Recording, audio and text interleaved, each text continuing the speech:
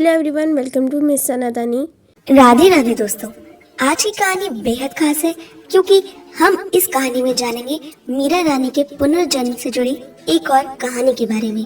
दोस्तों, जब बात मीरा रानी के पुनर्जन्म की आती है तो उन्हें कई बार माधवी गोपी, कई बार ललिता और कई बार राधा रानी में बता दिया जाता है, परंतु आज जो कहानी हम आपके सामने लाने वाले हैं वो मीरा रानी के पुनर्जन्म से जुड़ी सबसे ज्यादा प्रचलित और माने जाने वाली प्रमाणिक कहानी है। तो आइए जानते हैं कि क्या है ये कहानी और क्यों इस कहानी के अनुसार मीरा रानी को कलयुग में जन्म लेना पड़ा था। तो दोस्तों, एक बार की बात है, कृष्ण के गांव का एक ग्वाला था। उस ग्वाले ने विवाह किया बरसाने में। पहले यही होता था कि बचपन में ही लोगों की विवाह हो जाते थे, किंतु लड़की को ससुराल बाद में भेजा जाता था। इन दोनों का विवाह तो हो गया था, अब दोनों बड़े हो गए थे, तो अब गौनी की रस्म होने वाली थी, जिसके लिए ग्वाला अपनी पत्नी को लाने बरसाना बैलगाड़ी से चल पड़ा। जब वो जा रहा था तभी रास्ते में उसे श्री कृष्ण मिले। कृष्ण ने पूछा कि भैया कहाँ जा रहे हो?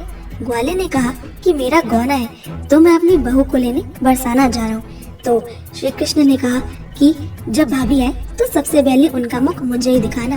ग्वाले ने कहा ठीक है, और ग्वाला चला गया। बरसाना पहुंचा। उसकी पत्नी का नाम था माधवी।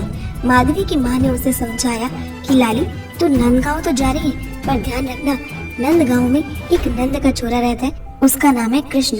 अगर वो तुम्हें कहीं भी गलती से भी दिख जाए ना तो उसे अपना चेहरा मत दिखाना और ना ही तुम उसका चेहरा देखना। तब माधवी ने अपनी मैया से पूछा कि ऐसा क्यों? तो उसकी मैया ने बताया क्योंकि वो लड़का बेहद खतरनाक है। उसके बाद वो ग्वाला माधवी को बैलगाड़ी पर बैठाकर चल पड़ा। नंदगांव की सीमा में वो पहुंच गया और तभी सामने खड़े हुए श्री कृष्ण मिल गए और ग्वाले से वो कहते हैं कि अरे भैया, ले आया बहू को? तो ग्वाले ने कहा कि हाँ भैया ले आया। तो श्री कृष्ण ने तुरंत बोला कि चलो अब इसका मुख मुझे दिखाओ। ग्वाले ने माधवी से कहा कि सुनो, ये हमारे सखा है, इनका नाम कृष्ण है, तो इन्हें एक बार अपना मुख तो दिखा दो। माधवी ने जैसे ही ये नाम सुना कृष्ण, तो समझ गई कि ये वही लड़का है जिससे मैया ने मिलने से और उसे अपना मुख दिखाने से मना किया था। माधवी सावधान हो जाती है और तुरंत अपना पूरा शरीर ढककर बैठ जाती है कि कहीं श्री कृष्ण की उस पर नजर न पड़ जाए। कान्हा ने कहा कि अरे भाभी, जरा घूंघट तो उठाओ, मुख तो दिखाओ, पर भाभी मुख नहीं दिखा रही है। फिर कान्हा ने कहा कि अरे भैया, अपनी बहू से बोलो कि मुख दिखाए, क्यों ऐसे दुबक रही है, काणी है क्या? कन्हैया ने बहुत कहा कि एक बार तो अपना मुख दिखा दो, लेकिन माधवी ने अपना घूंघट नहीं हटाया। तो फिर भगवान कृष्ण ने अंत में कहा कि ठीक है, जा, तू भी क्या याद करेगी, मैं ना कभी अब से तेरा मुख देखूंगा और न ही तुझे अपना मुख दिखाऊंगा। और भगवान तुरंत वहाँ से चले जाते हैं। अब माधवी अपनी यही प्रतिज्ञा निभा रही है हर दिन। जब जब उसे पता चलता है कि श्री कृष्ण आ रहे हैं या रास्ते से भी जा रहे हैं तो वो तुरंत दौड़कर घर में घुस जाती और घूंघट कर लेती।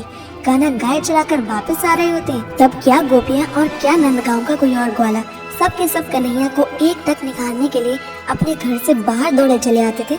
तब माधवी दौड़कर उल्टा घुस जाती थी अपने घर में अपनी माता की प्रतिज्ञा के कारण।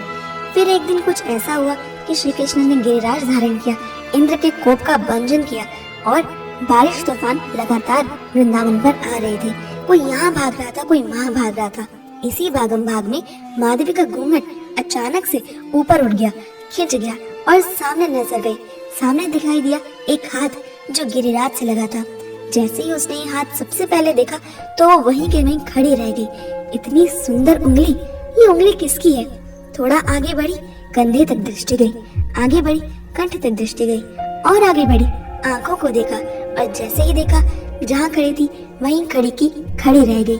मुंह खुला का खुला रह गया, ना पलके झपका पा रही है, ना हिल पा रही है। एक सखी साथ में खड़ी है और उसे हिलाती है कि माधवी, तू क्या कर रही है, ऐसे क्यों खड़ी है, यहाँ पर सब पर संकट आया हुआ है। माधवी ने उस सखी से पूछा कि ये आदमी कौन है, इतना सुंदर, कौन है ये जिसने गिरिराज को धारण किया है? गोपी ने कहा कि अरे पगली, ये वही कृष्ण है जिससे तू भागती फिरती थी।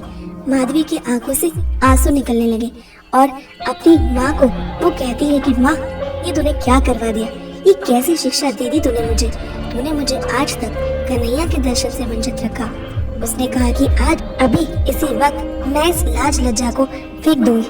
उसने प्रण बनाया और कहते हैं कि वही माधवी गोपी अगले जन्म में मीराबाई के रूप में मीरता में प्रकट हो जाती है। दोस्तों जैसा कि हम जानते हैं कि मीराबाई ने सब लोक लज्जा को त्याग दिया। किसी संसार की रीति रिवाज और मायने को, कानून को उसने नहीं माना। लोगों ने खूब समझाया लेकिन मीरा ने सब बंधन तोड़ दिए।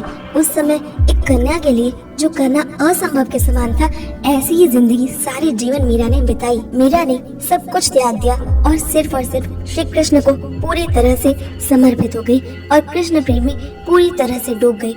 इस प्रकार मीरा ने अपने पिछले जन्म की गलती सुधार ली और लोक लज्जा को त्याग कर श्री कृष्ण के आजीवन दर्शन करने लगी।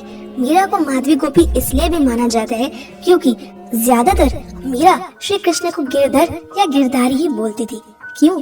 क्योंकि उन्होंने अपने श्याम सुंदर का सबसे पहला मनमोहक रूप जो देखा, जिसके कारण उन्हें उनसे प्रेम हो गया, वो था ही गिरधारी कन्हैया का रूप। सब कुछ नया सीखने को मिला। तो धन्यवाद इस वीडियो को अंत तक देखने के लिए।